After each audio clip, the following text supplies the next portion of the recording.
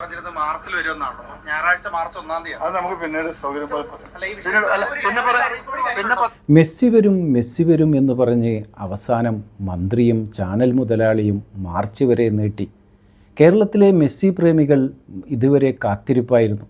ഏതായാലും അതേക്കുറിച്ചൊരു വാർത്ത വരാതപ്പോൾ മന്ത്രിയെ കണ്ട ചാനൽ പ്രവർത്തകർ ചോദ്യം ചോദിച്ചു. ആ ചോദ്യങ്ങളിൽ നിന്ന് ഒഴിഞ്ഞു മാറുകയാണ് അദ്ദേഹം ചെയ്യുന്നത്. ഏതായാലും മെസ്സി പ്രേമികൾ ഇനി കാത്തിരിക്കണമെന്ന് തോന്നുന്നില്ല.